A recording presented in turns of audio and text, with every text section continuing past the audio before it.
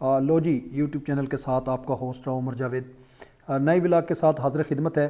آج کا موضوع ہمارا پاکستان کے جو موجودہ سیاسی حالات ہیں وہ ہے، آپ دیکھ رہے ہیں صبح سے کہ عمران خان کی گرفتاری کے لیے پولیس کی بھاری نفری عثمان پارک پہنچی، کارکن بیچ میں آئے، ہاتھا پائی ہوئی، شیلنگ ہوئی، پھر اس کے بعد پولیس عثمان پارک میں داخل بھی ہوئی، پھر کارکنوں کا احتجاج جو ہے وہ آڑے آیا، پولیس کو پیچھے ہٹنا پڑا، اور یہ آنکھ مچولی جو ہے ابھی تک جاری ہے۔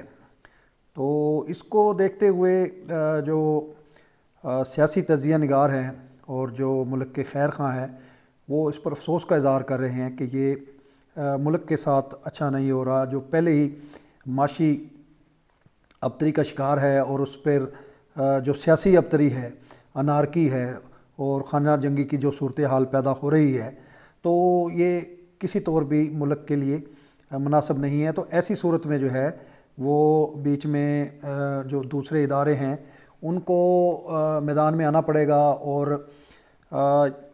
اس صورتحال کو کنٹرول کرنا پڑے گا۔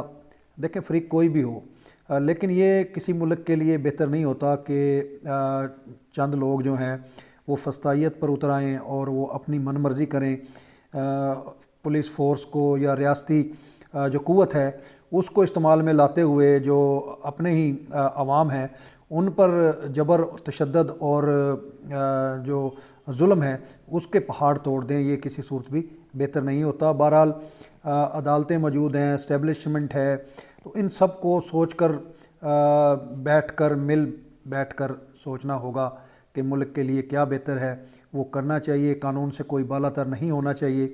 وارنٹ گرفتاری اگر عمران خان کے جاری ہوئے ہیں تو وہ وعدہ کر رہے ہیں کہ عدالت کے سامنے پیش ہوں گے، تو انہیں موقع دیں عدالت کے سامنے پیش ہونے کا۔ یہ جو اس طرح کے ہے، اور وہ جو 50 روپے کے اسٹامپ پر صاحب جو بیٹھے ہیں اور ان کی بیٹی اور ان کی کنیز جو ہے وہ چیخ کر لوگوں کو گمراہ کرنے کی کوشش کر رہی ہیں۔ ان کے استاد پرویز رشید صاحب ہیں جو سابق وزیر اطلاعات ہیں، آپ کو یاد ہوگا کہ یہ ایسے صاحب تھے جو سامنے آگ جل رہی ہوتی تھی تو اسے کہتے تھے نہیں یہ آگ نہیں، یہ پانی ہے۔ دنیا اسے آگ کہہ رہی ہوتی تھی اور وہ مصر ہوتے تھے کہ نہیں یہ پانی ہی ہے۔ تو یہ اس قسم کے ان کے جو شاگرد ہیں ان سے آپ کس چیز کی بھلائی کی توقع کر سکتے ہیں؟ دوسری جانب جو ہے وہ جو شیخ رشید جیسے لوگ اور دوسرے لوگ جو ہیں وہ عوام کو بھڑکا رہے ہیں، انتظامیہ اور عوام کو آمنے سامنے لا رہے ہیں، یہ بھی کوئی اچھی بات نہیں ہے۔ کوئی بھی ایسے لوگ جو ریاستی طاقت کو اور عوام کو آپس میں گتھم گتھا اور لڑانے کی سازش کریں یا کوشش کریں، وہ ہرگز پاکستان کے حق میں نہیں ہے۔ اس کی پرزور مذمت کی جانی چاہیے اور قانون پر عملداری ضرور ہونی چاہیے۔ قانون سب کے لیے برابر ہونا چاہیے۔ یہ دورہ معیار ختم ہو جانا چاہیے۔ کوئی کسی ادارے کا لاڈلا ہے تو کوئی کسی ادارے کا لاڈلا ہے۔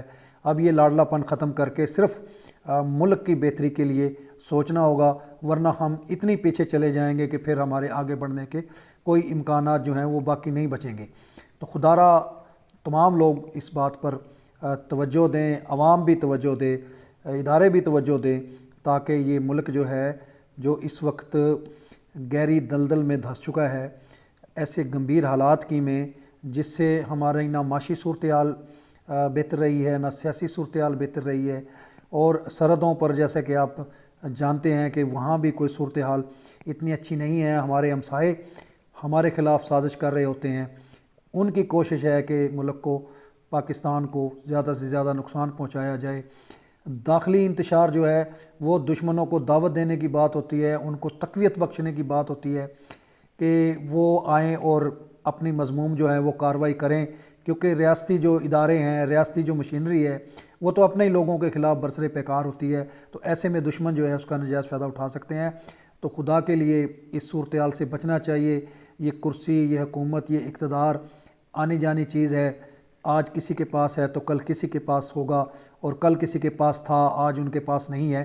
تو یہ ایک ایسی تلخ حقیقت ہے جس کو سمجھنا ہوگا، جاننا ہوگا۔ 22 کروڑ عوام جو ہیں اس ملک کے باسی ہیں، وہ دیکھ رہے ہیں، اداروں کی طرف دیکھ رہے ہیں، حکومت کی طرف دیکھ رہے ہیں کہ ان کا بنے گا کیا، ان کا مستقبل کیا ہے، آنے والی نسل کا مستقبل کیا ہے۔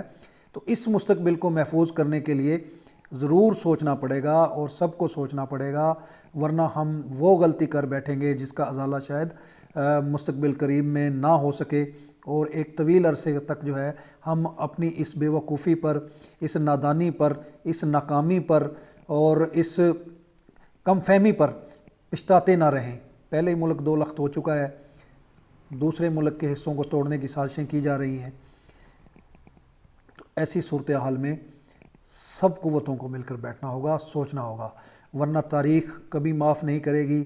آج تک تاریخ نے وہ معاف نہیں کیے جنہوں نے ماضی میں غلطیاں کی اور ملک کو نقصان پہنچا۔ اسی طرح آج جو غلطیاں کر رہے ہیں، آگے چل کر تاریخ انہیں کبھی معاف نہیں کرے گی، اور ایسا نہ ہو کہ ہمیں پچھتانے کا بھی موقع نہ ملے، ہم پچھتا بھی نہ سکیں۔ تو ایسی صورتحال میں پھر بار بار یہ کہا جا رہا ہے کہ مہربانی کریں، خدا کا نام لیں، اس ملک کے عوام پر رحم کھائیں تاکہ یہ ملک ترقی کر سکے۔